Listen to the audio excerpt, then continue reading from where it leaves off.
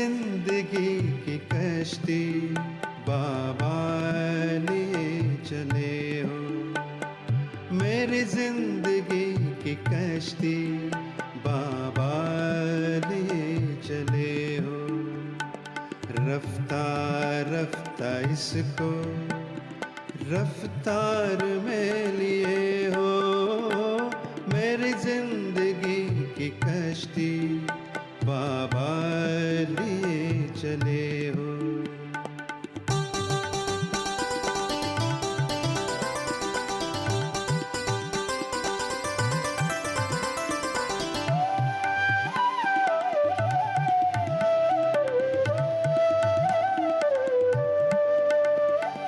अब हमको ये अंधेरे हरगिज न छल सकेंगे, अब हमको ये अंधेरे हरगिज न छल सकेंगे।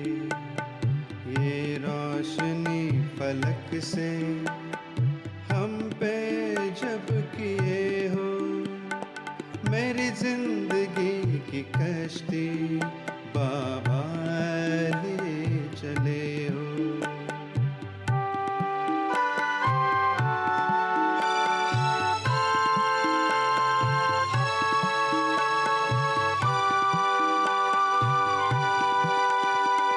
हमें डर नहीं है अब तो कैसे पार होंगे, हमें डर नहीं है अब तो कैसे पार होंगे, कैसे पार होंगे। पतवार मेरी अपने हाथों में जब लिए हो, मेरी जिंदगी की कश्ती बाबा लिए चले हो।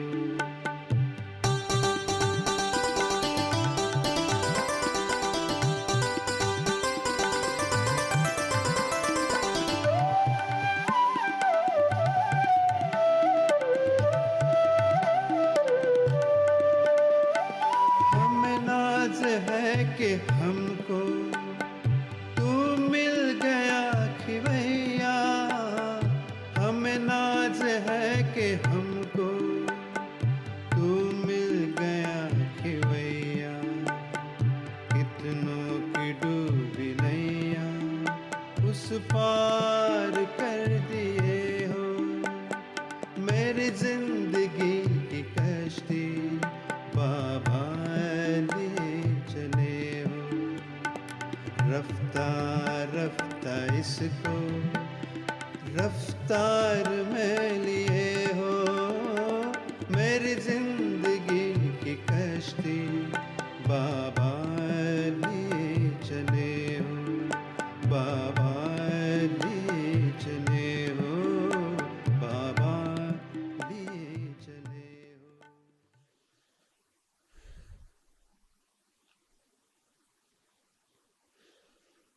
ओम शांति। आज मीठे प्यारे बाबा को महावाक्य रहेको छ। मिति 2077 साल कार्तिक 4 गते मंगलबार, तदनुसार 20/10/2020 को।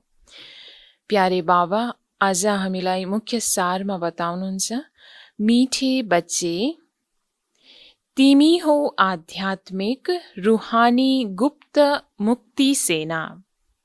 तिमीले सारा दुनियाँलाई मुक्त गर्नु छ, डुब्न लागेको नाउलाई पार लगाउनु छ। बाबा हामीलाई भन्नुहुन्छ आज मुख्य सारमा कि हामी बच्चाहरूलाई बाबाले अहिले आएर आध्यात्मिक गुप्त रूहानी मुक्ति सेना बनाउनु भएको छ। हामी बच्चाहरूले नै बाबाको सच्चा सच्चा श्रीमतमा चलेर सारा दुनियाँलाई मुक्त गर्नु छ। यो दुनियाँको डुब्न लागेको नाउलाई पार लगाउनु छ।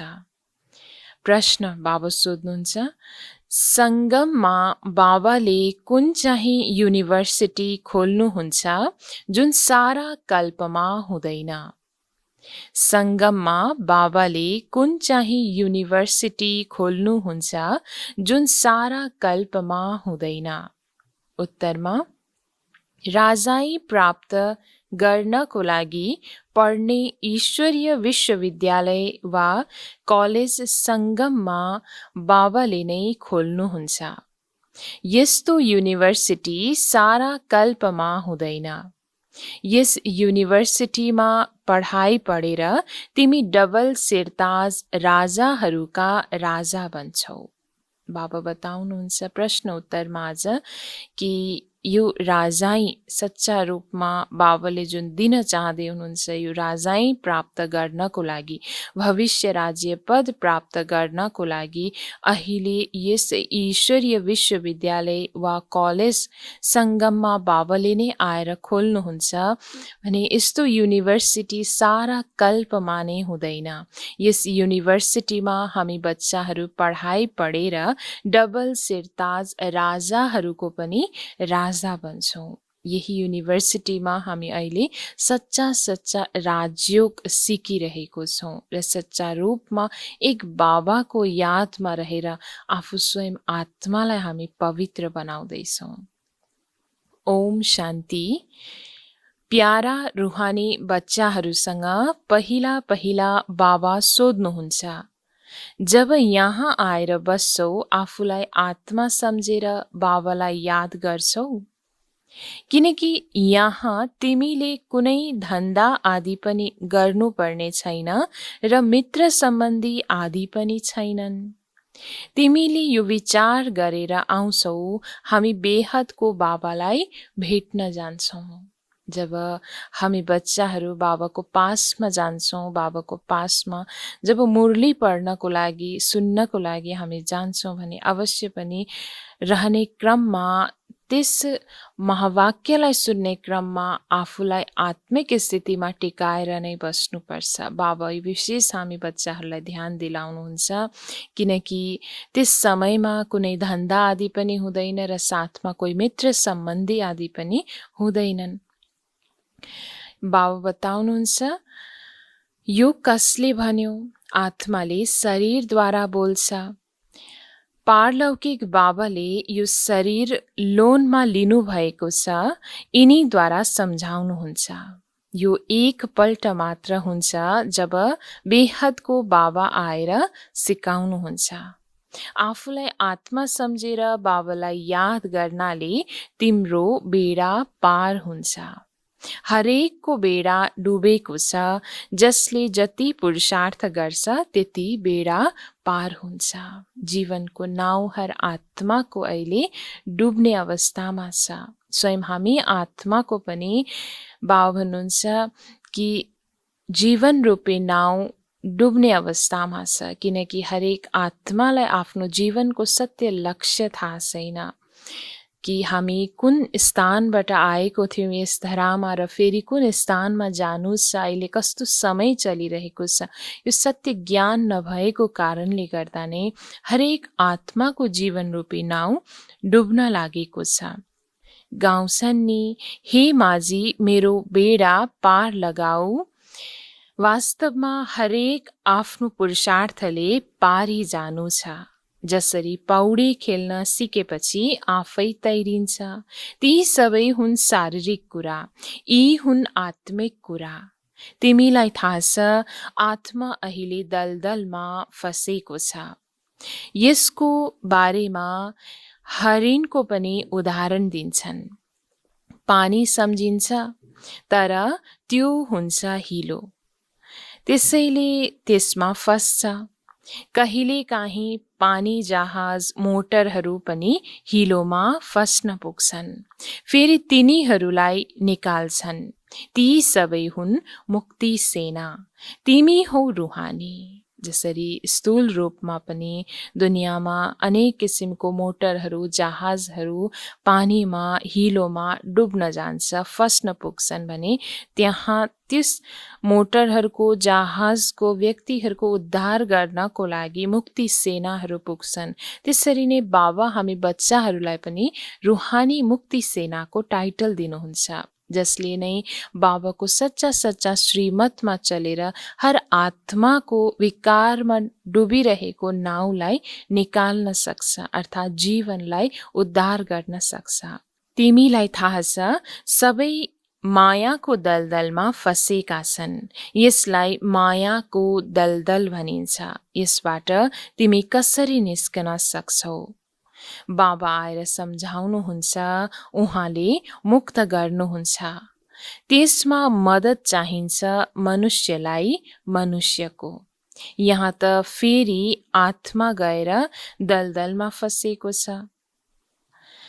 बाबाले मार्ग बताउनुहुन्छ, यसबाट तिमी कसरी निस्कन सक्छौ। फेरि अरूलाई पनि मार्ग बताउन सक्छौ। आफूलाई र अरूलाई पनि मार्ग बताउनु छ। तिम्रो नाउ यस विषय सागरबाट क्षीर सागरमा कसरी जान्छ? सत्ययुगलाई भनिन्छ क्षीर सागर, अर्थात् सुखको सागर। यो हो दुःखको सागर। रावणले दुःखको सागरमा डुबाइदिन्छ। बाबा आएर सुखको सागरमा लैजानुहुन्छ। तिमीलाई रुहानी मुक्ति सेना भनिन्छ। तिमीले श्रीमत अनुसार सबैलाई मार्ग देखाउँछौ, हरेकलाई सम्झाउँछौ। दुई बाबा हुनुहुन्छ, एक हदको, अर्को बेहदको। लौकिक पिता हुँदा हुँदै पनि सबैले पारलौकिक पितालाई याद गर्छन्, तर उहाँलाई बिल्कुलै चिनेका छैनन्। बाबाले कुनै ग्लानी गर्नुहुन्न, तर ड्रामाको रहस्य सम्झाउनुहुन्छ। यो पनि सम्झाउनको लागि भन्नुहुन्छ, यस समयमा सबै मनुष्य 5 विकार रूपी दलदलमा फँसेका आसुरी सम्प्रदाय हुन्। आसुरी सम्प्रदायले गएर दैवी सम्प्रदायलाई नमन गर्छन्, किनकि उनीहरू सम्पूर्ण निर्विकारी हुन्। सन्यासीहरूलाई नमस्कार गर्छन्। उनीहरू पनि घरबार त्यागेर जान्छन्, पवित्र रहन्छन्। यी सन्यासीहरू वा देवताहरूमा रात दिनको फरक छ। बाबा हामीलाई यो स्पष्टसँग बताउँदै हुनुहुन्छ। अहिले यस धरामा आएर बाबाले हरेक कुरा जति पनि सम्झाउनुहुन्छ, चाहे जतिसुकै तितो किन नहोस्, तर बाबाले हामी बच्चाहरूको ग्लानी गर्न त खोज्नु भएको होइन, तर यो सत्य बताउँदै हुनुहुन्छ कि हर आत्मा अहिले विकारको दलदलमा फँसेर त्यो आसुरी सम्प्रदायमा पुगेको छौँ भने त्यस आसुरी सम्प्रदायबाट निकालेर फेरि दैवी सम्प्रदायमा लानको लागि बाबा हर कुरा हामी बच्चाहरूलाई सम्झाउनुहुन्छ। जुन आसुरी सम्प्रदायको मनुष्य आत्माहरूले दैवी सम्प्रदायको देवी देवताहरूको चित्र अगाडि राखेर नमन गर्ने गर्छन्।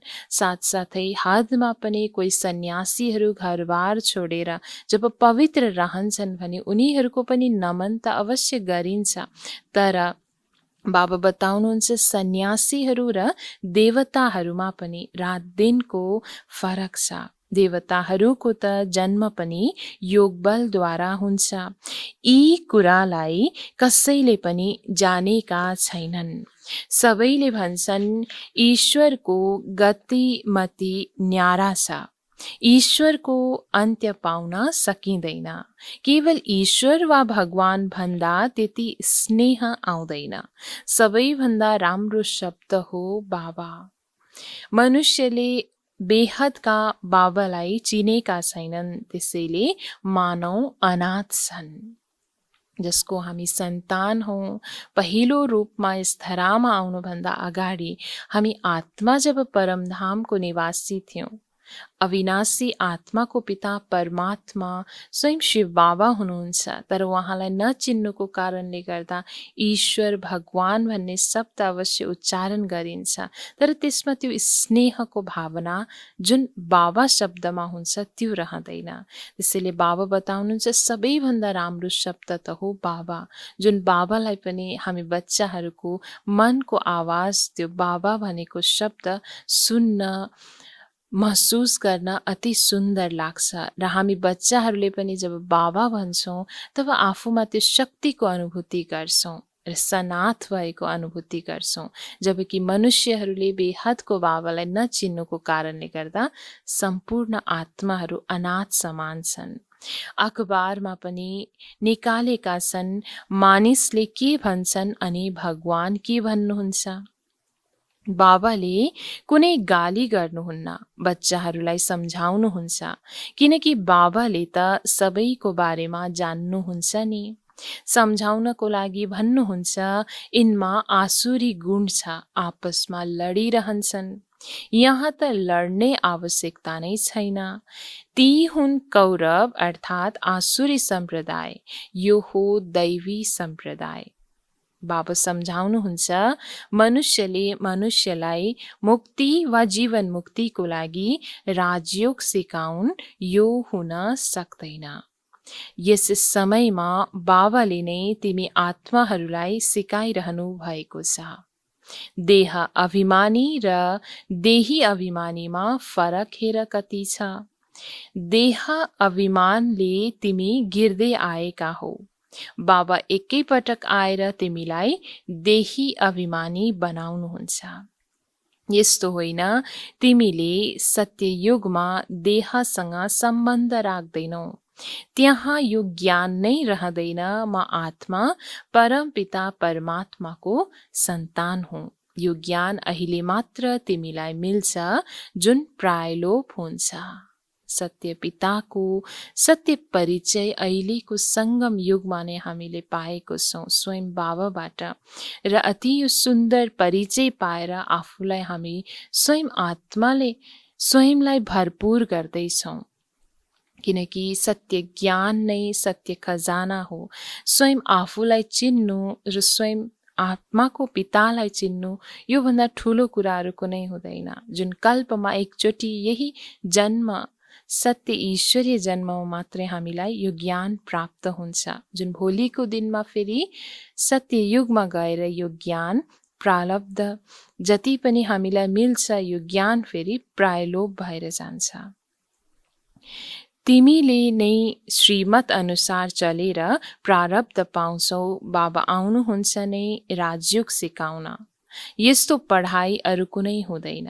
डबल सिर ताजधारी राजाहरू सत्य युगमा नै हुन्छन्।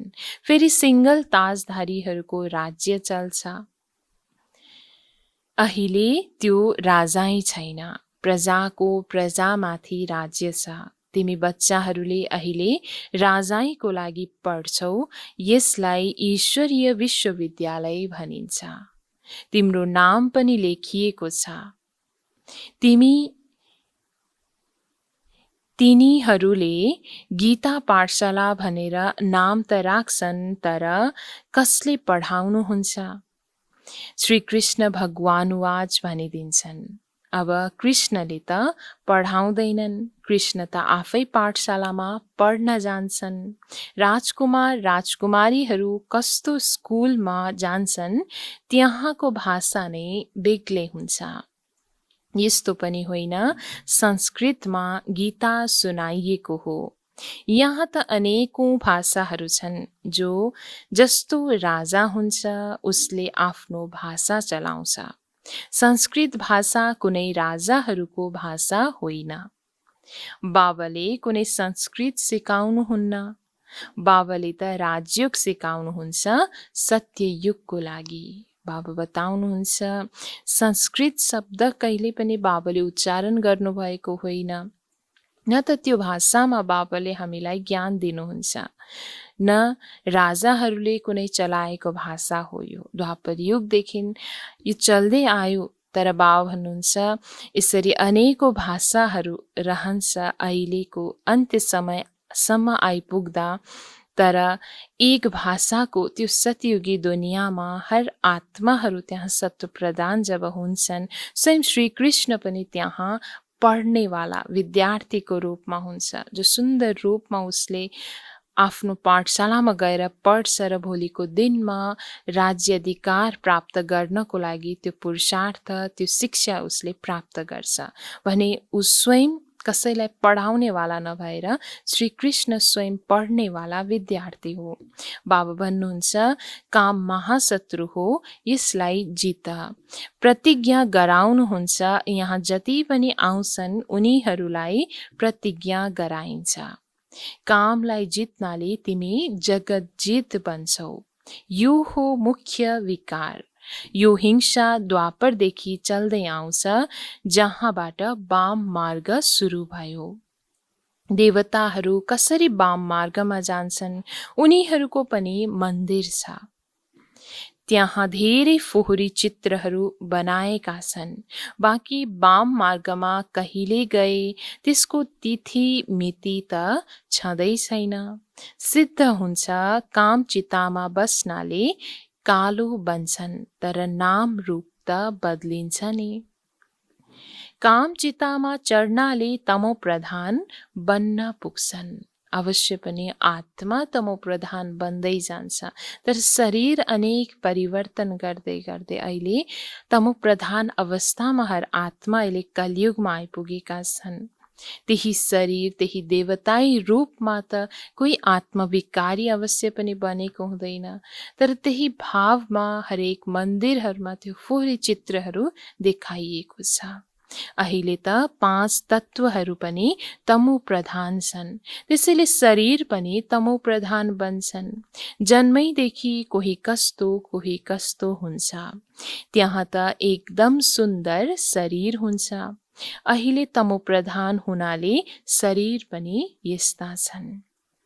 मनुष्यले ईश्वर, प्रभु आदि भिन्न भिन्न नामले याद गर्छन्, तर ती बिचराहरूलाई थाहै छैन।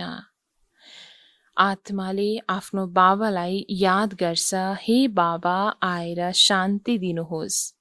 यहाँ त कर्मेन्द्रियहरूद्वारा पाठ खेलिरहेका छन्, त्यसैले शान्ति कसरी मिल्न सक्छ?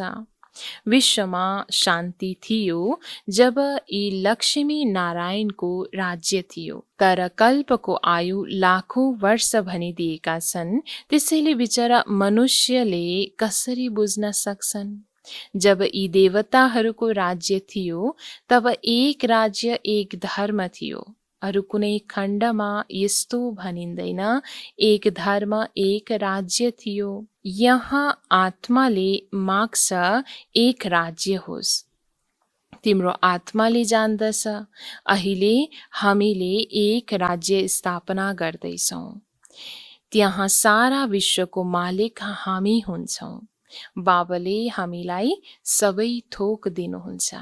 अहिलेको जुन सत्य पुरुषार्थ बाबाले जुन हामीलाई सिकाउँदै हुनुहुन्छ, भोलिको राजाई प्राप्त गर्नको लागि यही पुरुषार्थको बलद्वारा हामी भोलिको दिनमा सम्पन्न बन्छौँ, भरपूर बन्छौँ र हरेक कुरा हाम्रो हातमा हुन्छ, हाम्रो साथमा हुन्छ। केही कुराको त्यहाँ कमी हुँदैन। हरेक कुराको हामी विश्वको नै मालिक बन्छौँ। कसैले पनि हामीबाट हाम्रो राज्य छिनेर लिन सक्दैन। हामी सारा विश्वका मालिक बन्छौँ। विश्वमा कुनै सूक्ष्म वतन, मूल वतन आउँदैन।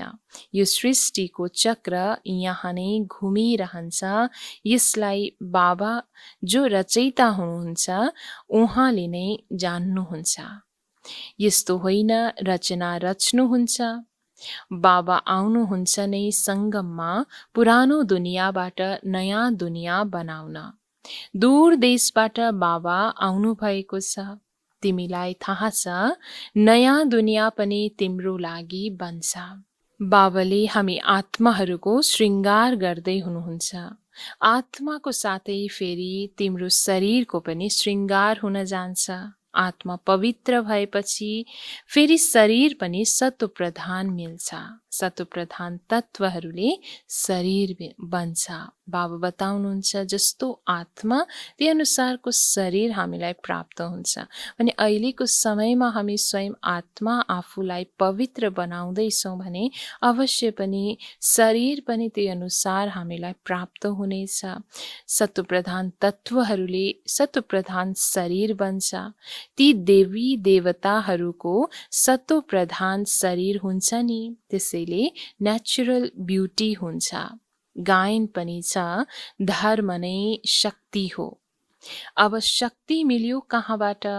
एक मात्र देवी देवताहरूको धर्म हो जसबाट शक्ति मिल्छ। यी देवताहरू नै सारा विश्वका मालिक बन्छन्, अरू कोही विश्वको मालिक बन्दैन। तिमीलाई कति शक्ति मिल्छ? लेखिएको पनि छ, आदि सनातन देवी देवता धर्मको स्थापना शिव बाबाले ब्रह्माद्वारा गर्नुहुन्छ। यी कुरा दुनियाँमा कसैले कहाँ जानेका छन् र? बाबा बताउनुहुन्छ कि सत्य युगमा जुन राज्य थियो अहिलेको समयमा पुरानो दुनियाँमा आएर नै बाबाले नयाँ दुनियाँको स्थापना गर्नुहुन्छ। त्यस राज्यमा हामी बच्चाहरूलाई लानुहुन्छ भने जुन राज्यमा नै अति शक्ति थियो, जुन धर्म देवी देवताहरूको धर्ममा नै शक्ति थियो, जुन शक्ति अहिले बाबाले हामी बच्चाहरूलाई प्रदान गर्नुहुन्छ त्यो योग बलको आधारद्वारा। भने लेखिएको पनि छ शास्त्रमा, आदि सनातन देवी देवता धर्मको स्थापना स्वयं भगवानले ब्रह्माको माध्यमद्वारा गर्नुहुन्छ भने जसको अर्थ अहिले बाबाले हामी बच्चाहरूलाई दिनुभएको छ, सुनाउनु भएको छ, जुन अर्थ दुनियाँमा कसैलाई थाहा छैन। बाबा भन्नुहुन्छ, मैले ब्राह्मण कुलको स्थापना गर्छु, फेरि उनीहरूलाई सूर्यवंशी राजाईमा ल्याउँछु। जसले राम्रोसँग पढ्छ ऊ पास भएर सूर्यवंशीमा आउँछ। हो सबै ज्ञानका कुरा। उनीहरूले फेरि स्थूल बाण, हतियार आदि देखाएका छन्। बाण चलाउन पनि सिक्छन्, साना बच्चाहरूलाई पनि बन्दुक चलाउन सिकाउँछन्। तिम्रो फेरि छ योग बाण। बाबा भन्नुहुन्छ, मलाई याद गर्यो भने तिम्रा विकर्महरू विनाश हुन्छन्। हिंसाको कुनै कुरा छैन। कोही असुरलाई कुनै हतियारको माध्यमद्वारा नाश गर्नु यो नभएर खासमा योगको बाण, ज्ञानको अस्त्र शस्त्रद्वारा आफू आत्माभित्र भएको आसुरी गुण, आसुरी विकारहरूलाई नाश गर्नु, विकर्मलाई नाश गर्नु, यसको रहस्य नै जुन अनेक हतियारहरू देवी देवताको हातमा देखाइएको हो। यसमा कुनै पनि हिंसाको कुरा भने छैन। तिम्रो पढाइ पनि छ गुप्त। तिमी हो आध्यात्मिक रूहानी मुक्ति सेना। यो कसैलाई थाहा छैन रूहानी सेना कस्ता हुन्छन्। तिमी हो गुप्त आध्यात्मिक रूहानी मुक्ति सेना। सारा दुनियाँको तिमीले उद्धार गर्छौ। सबैका नाउँ डुबेका छन्, बाँकी सुनको लङ्का कुनै छँदै छैन। यस्तो होइन सुनको द्वारिका तल गएको छ, त्यो निस्केर आउँछ। द्वारिकामा पनि यिनको राज्य थियो, तर त्यो सत्ययुगमा थियो। सत्ययुगी राजाहरूका ड्रेस नै अलग हुन्छन्, त्रेताको अलग। भिन्न भिन्न ड्रेस, भिन्न भिन्न रीतिरिवाज हुन्छन्। हरेक राजाको रीतिरिवाज आआफ्नै हुन्छ। सत्ययुगको त नाम लिँदैमा दिल खुसी हुन्छ। भन्छन् स्वर्ग, प्याराडाइज, तर मनुष्यले केही पनि बुझेका छैनन्। अवश्य पनि स्वर्ग भन्ने शब्द उच्चारण गर्दा मात्रै पनि मनमा खुसीको अनुभूति हुन्छ, आनन्दको अनुभूति हुन्छ। तर नाम उच्चारण गरेर मात्रै मनुष्य आत्माहरूलाई कुनै पनि अर्थ भने थाहा छैन। साँच्चीकै सत्ययुग, स्वर्ग, प्याराडाइज भनेको कस्तो हुन्छ त्यो ज्ञान भने कसैलाई पनि छैन। मुख्यत हो यो दिलवाडा मन्दिर हुबहु तिम्रै यादगार हो। नमुना त सधैँ सानो बनाइन्छ नि, यो बिल्कुलै एक्युरेट मोडल हो। शिव बाबा पनि हुनुहुन्छ, आदिदेव पनि हुनुहुन्छ। माथि वैकुण्ठ देखाइएको छ। शिव बाबा हुनुहुन्छ भने अवश्य रथ पनि हुनुपर्छ। आदिदेव बसेका छन्, यो पनि कसैलाई थाहा छैन। यी शिव बाबाको रथ हुन्। महावीरले नै राजाई प्राप्त गर्छन्। आत्मामा ताकत कसरी आउँछ यो पनि तिमीले अहिले जानेका छौ। घरिघरि आफूलाई आत्मा सम्झ। हामी आत्मा जब सतो प्रधान थियौँ तब पवित्र थियौँ। शान्तिधाम सुखधाममा अवश्य पवित्र नै रहन्छन्। अब बुद्धिमा आउँछ कति सहज कुरा छ। जब हामीलाई ज्ञान थिएन तब यो बुझ्न कठिन थियो भने अहिले जब हामीलाई सत्य ज्ञान मिलिरहेको छ भने यो बुझ्दा अति सहज लाग्छ। शान्तिधाम सुखधाममा अवश्य पनि हर आत्मा पवित्र भएर नै जान्छन् र त्यहाँ रहन सक्छन्। दुनियाँ सत्य युगमा पवित्र थियो, त्यहाँ अपवित्र आत्मा रहन सक्दैन। यतिका सबै पतित आत्माहरू माथि कसरी जान्छन्? अवश्य पवित्र बनेर नै जान्छन्। आगो लाग्छ फेरि सबै आत्माहरू जान्छन्, बाँकी शरीर रहन्छन्। यी सबै निशानीहरू पनि छन्। होलिकाको अर्थ कसैले कहाँ बुझेका छन् र? सारा दुनियाँ यसमा स्वाहा हुनु छ। यो ज्ञान यज्ञ हो। जसरी दृष्टान्त देखाइएको छ कि होलिकाको गोदमा रहेको जो प्रहलाद थियो, जो पुत्र प्रहलाद स्वयं पवित्र उसको वृत्ति भएको कारणले गर्दा, जसको याद एक परमात्माको साथमा जुटिरहेको कारणले गर्दा प्रहलाद भने सुरक्षित रहन्छ, अविनाशी रूपमा रहन्छ भने होलिका त्यहाँ त्यस आगो अग्निमा नष्ट भएर जान्छ भने त्यसरी नै अहिले जति पनि दुनियाँ यो पुरानो फोहोर दुनियाँ रहेको छ, पुरानो कलियुगी सृष्टि सम्पूर्ण विनाश हुन्छ भने सम्पूर्ण हामी आत्मा अविनाशी रूपमा जति पनि छौँ, एक पिता परमात्माको सन्तान हामी अविनाशी आत्मा भने आफ्नो घर जानेछौँ। बाँकी सारा दुनियाँ बाबाले भन्नुहुन्छ यसमा स्वाहा हुनु छ। यो ज्ञान यज्ञ हो। ज्ञान शब्दलाई हटाएर रुद्र यज्ञ भनिदिएका छन्। वास्तवमा यो हो रुद्र ज्ञान यज्ञ। यो रचना ब्राह्मणहरूद्वारा नै रचिन्छ। सच्चा सच्चा ब्राह्मण तिमी हौ। प्रजापिता ब्रह्माका त सबै सन्तान हुन् नि। ब्रह्माद्वारा नै मनुष्य सृष्टिको रचना हुन्छ। ब्रह्मालाई नै आदिदेव भनिन्छ। यिनको वंशावली हुन्छ नि। जसरी अलग अलग पिँढीको वंशावली राख्छन्, तिम्रो बुद्धिमा छ। मूल वतनमा आत्माहरूको वंशावली छ क्रम अनुसार। शिव बाबा अनि ब्रह्मा विष्णु शङ्कर फेरि लक्ष्मी नारायण आदि यो सबै हो मनुष्यहरूको वंशावली। अच्छा, मीठे मीठे सिकिलदे बच्चाहरूप्रति मात पिता बाप दादाको याद प्यार एवं गुड मर्निङ। रुहानी बाबाको रुहानी बच्चाहरूलाई नमस्ते। रुहानी बच्चाहरूको रुहानी बाबालाई गुड मर्निङ। नमस्ते बाबा, नमस्ते। धारणाको लागि मुख्य सार 1 नम्बरमा रुहानी मुक्ति सेना बनेर स्वयंलाई अनि सबैलाई सही मार्ग बताउनु छ। सारा दुनियाँलाई विषय सागरबाट मुक्त गर्नको लागि बाबाको पुरा सहयोगी बन्नु छ।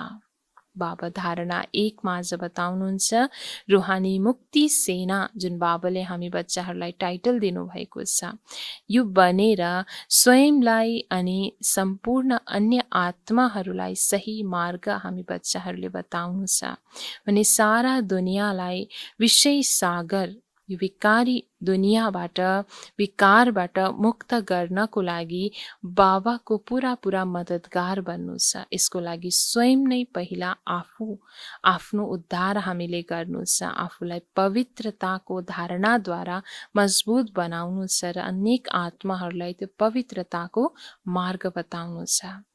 धारणा 2 मा ज्ञान योगद्वारा पवित्र बनेर आत्माको श्रृङ्गार गर्नु छ, शरीरको होइन।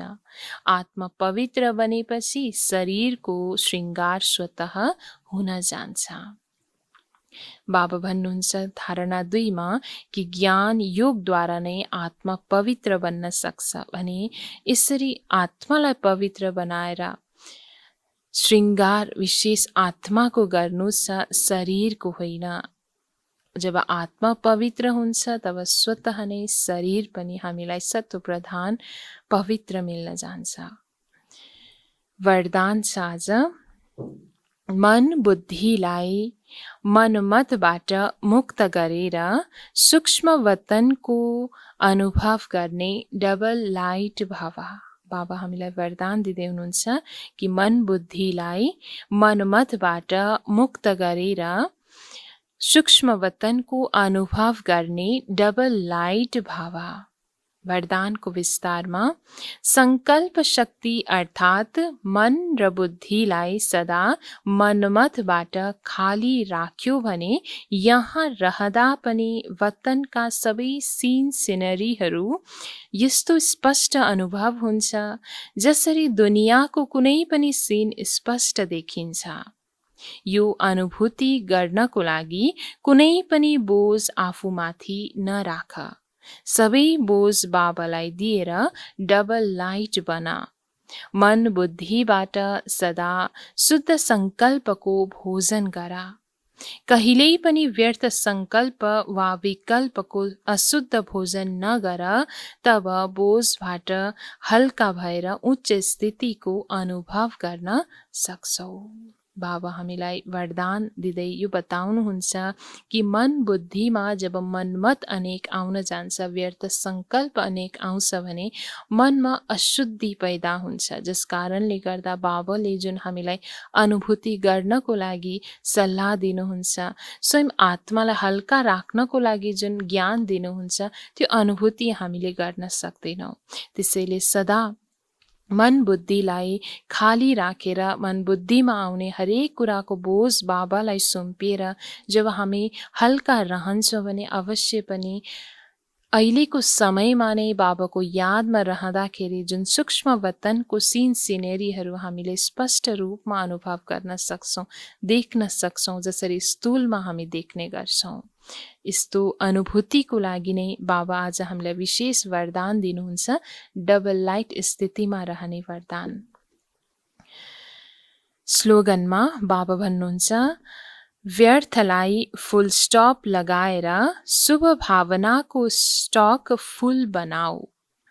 व्यर्थलाई फुल स्टप लगाएर शुभ भावनाको स्टक फुल बनाऊ।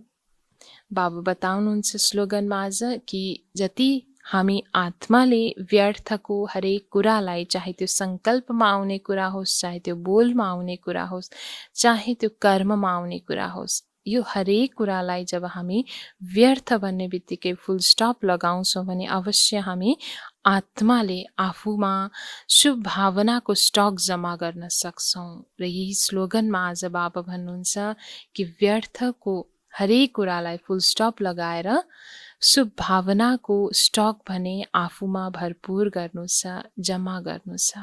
ओम शान्ति।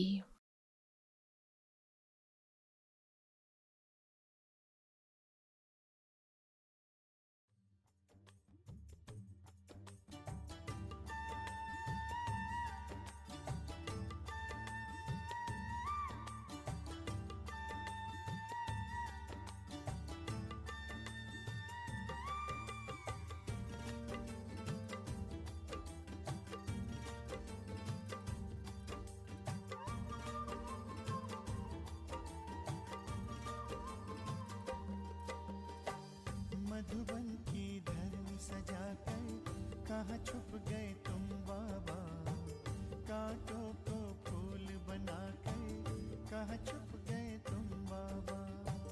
मधुबन की धरनी सजाकर कहाँ छुप गए तुम बाबा, कांटों को फूल बनाकर कहाँ छुप गए तुम बाबा।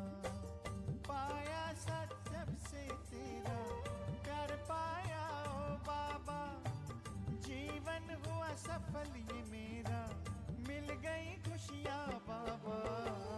मधुबन की धरनी सजाकर कहाँ छुप गए तुम बाबा, कांटों को फूल कहाँ छुप गए तुम बाबा।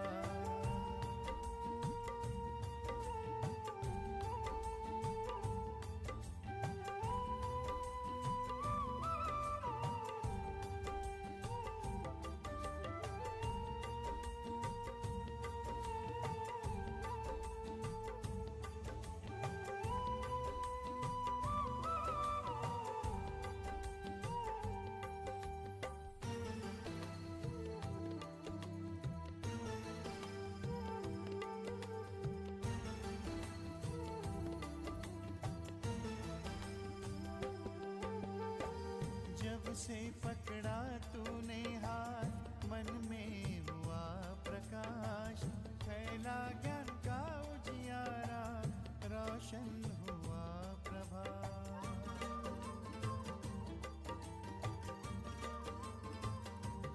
ओ, जब से पकड़ा तूने हाथ मन में हुआ प्रकाश, फैला ज्ञान का उजियारा, रोशन हुआ प्रभात।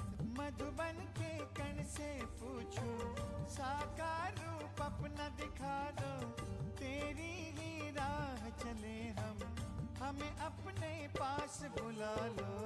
मधुबन की धरनी सजा कर कहाँ छुप गए तुम बाबा, कांटों को फूल बना कर कहाँ छुप गए तुम बाबा।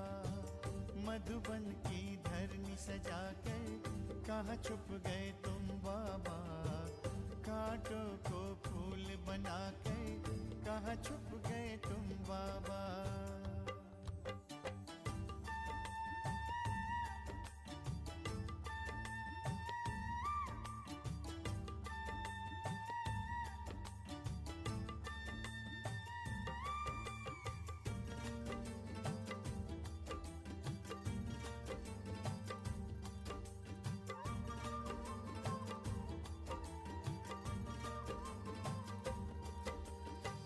तेरे श्रेष्ठ कर्म की गाथा हमको सब है सुनाए, तुझसे मिलने की आशा लेकर मधुबन सब आए।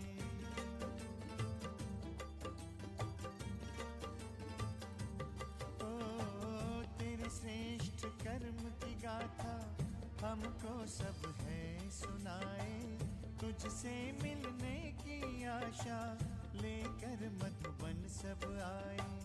बच्चों को रख आगे तुम बन गए अव्यक्त बाबा, तारों में भर दिव्य ज्योति बनकर तुम चंद्रमा। मधुबन की धरनी सजा कर कहाँ छुप गए तुम बाबा, कांटों को फूल बना कर कहाँ छुप गए तुम बाबा। मधुबन की धरनी सजा कर कहाँ छुप गए तुम बाबा, कांटों को फूल बना कर कहाँ छुप